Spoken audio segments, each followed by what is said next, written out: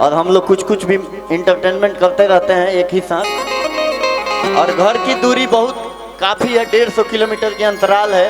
और हम और ये शिव भैया एक फिल्म कर रहे थे बाजीगर, जिसमें हमारा साइनिंग अभी करवाए थे। लगातार 4-5 पिक्चर बड़े भाई खेसारी लाल यादव के जुगलबंदी में किए। और उसके बाद ये साइन करवाए, जिसमें डायरेक्टर थे सनोज मिश्रा, फाइनेंसर थे अनूप जलोटा जी। और उस साइन में खेसारी जी कह रहे हैं कि नहीं अक्षरा रहेंगी तो करेंगे, नहीं तो नहीं करेंगे। तो सनोज मिश्रा बोले कि एक काम करो, 20 लाख दिए हैं वो दे दो दूसरे को। तब रवि किशन जी को और पवन जी को साइन किए गए और हमारे जगह पे राजू रसिया को रखा गया और हम 11,000 लेके साइड हो गए। अच्छा घाटा ना नहीं लगा। आई आई तन तैयारी में रहें, तैयारी में। वाह वाह। कि मोरा यगिया जवानी के अब ना सहातार मारे। हट जाओ नहीं तो मार डालूंगी जलवा। खतरा करोगी क्या?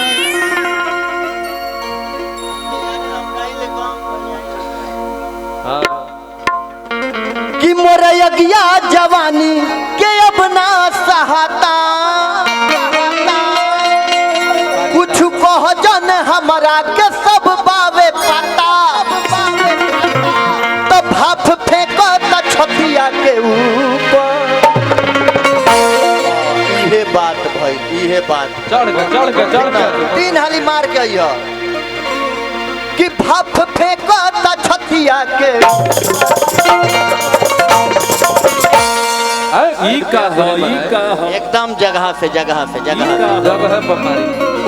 अरे कि भाप फेंको तो छतिया के। तुम्हारा तसीटी लहंगवा में।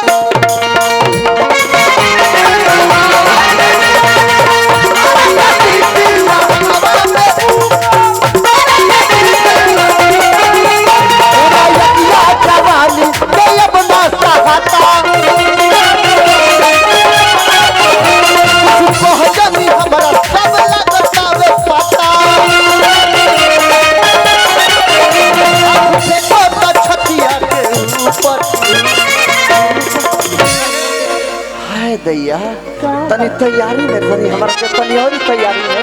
कृपया दूरी बनाए रखें। कि कौन साचा में सचले भगवान। मुस्कान तो हर लेता जा।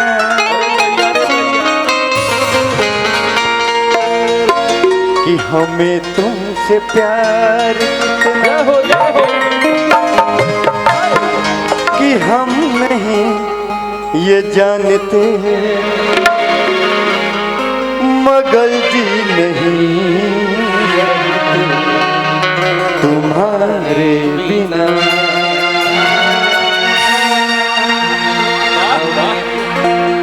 तुम्हें कोई और देखे तो जलता है दिल। बड़ी मुश्किलों से फिर संभलता है दिल।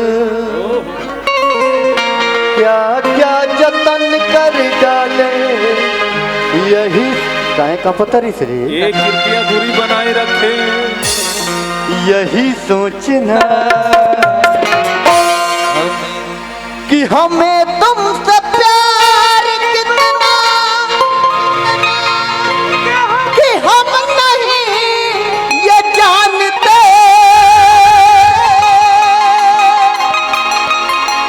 मगर जी नहीं सकते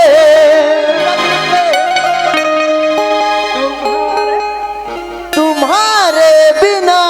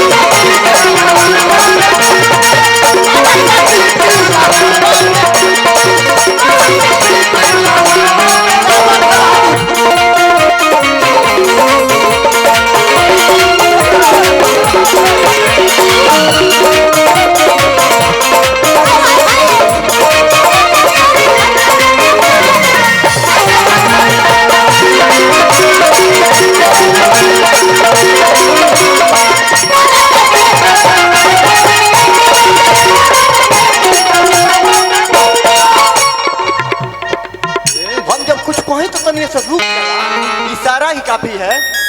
आंखों के इशारे से आंखों के बात समझ लेते हैं। अरे हम तो वो जौहरी हैं कि कोयले के खदानों से हीरा निकाल लेते हैं। ले ले ले ले एक हली दे तो तू निश्चिंत हो जाइबो, हम निश्चिंत। ले ले। पैसा का होई? पैसा तो हमरा हेलो। ये बखार में रखा है। माइक के उठा कर रखा भाई। हेलो उठा कर रखा उठा। हेलो हाँ ठीक बा। बाकी एक पैक पिया देवे वाला पानी मिला के हाथ है। भैया तनी हो माइक को उठा ना, दे ना। अगर आप। हेलो हेलो थोड़ा सा इसको भी उठा दीजिएगा। हेलो बोलो